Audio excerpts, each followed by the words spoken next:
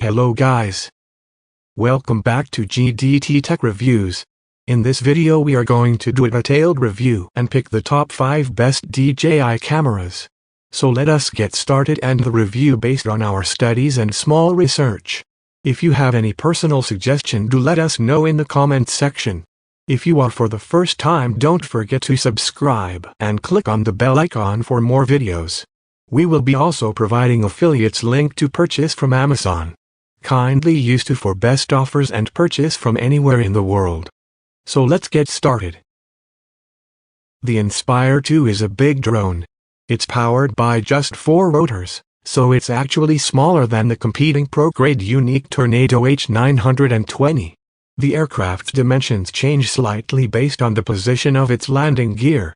When set to take off, there's about 1.2 feet between each motor. Switching to travel mode, which lets you stow the drone in the included carrying case, widens its footprint, while at the same time reducing its height.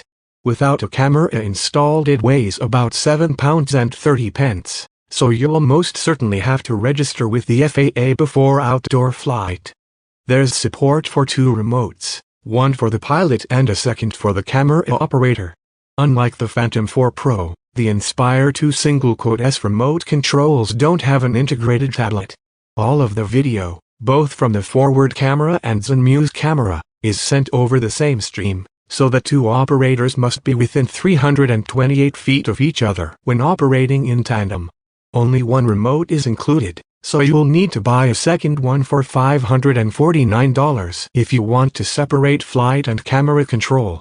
The aircraft features multiple redundant systems. There are dual inertial measurement units and barometers, and the flight transmission system has a backup communication path in the event the main one fails during flight.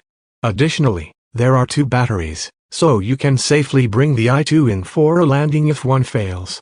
The included charger holds up to 4 at a time, which is helpful if you end up buying an extra set or 2. The batteries are self-heating and can operate in temperatures as low as -4 degrees Fahrenheit.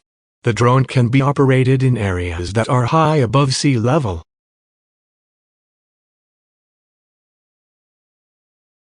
The DJI Phantom 4 Pro V2.0 is the most recent model in its Phantom series, which is the range that really lifted DJI into the stratosphere as the world leader in drones.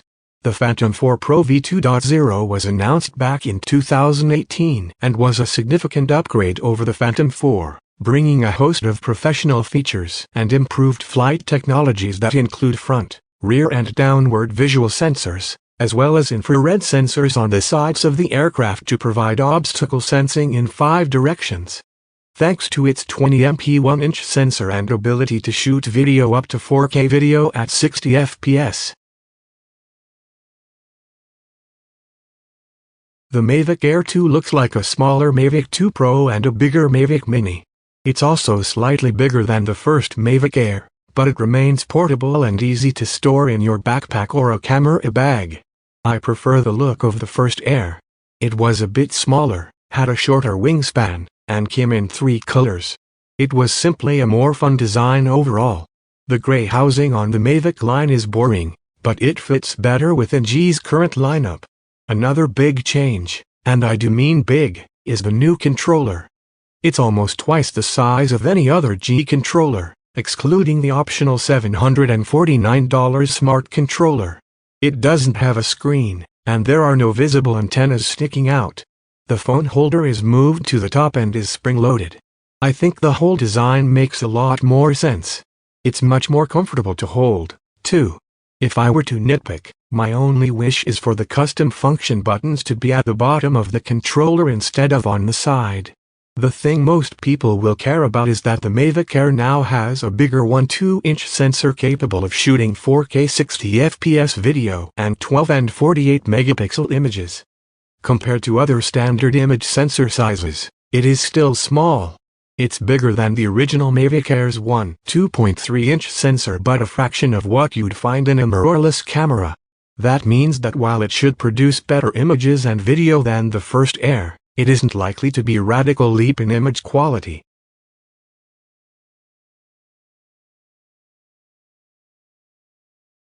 The MAVIC Mini isn't without its shortcomings, though.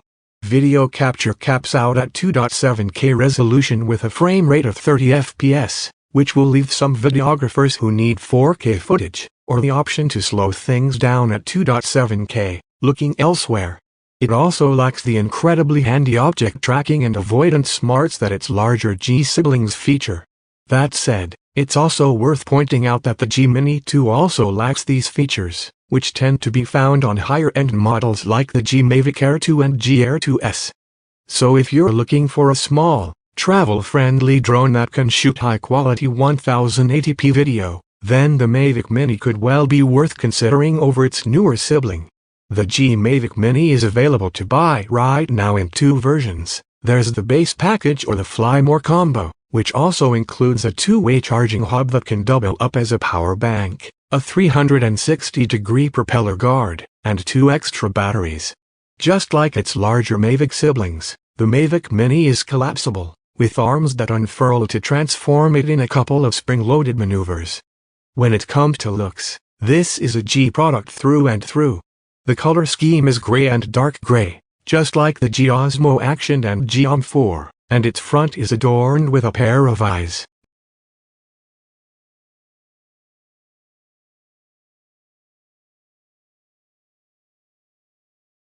If this review is your first introduction to FPV drones, here's how they are different from a typical drone.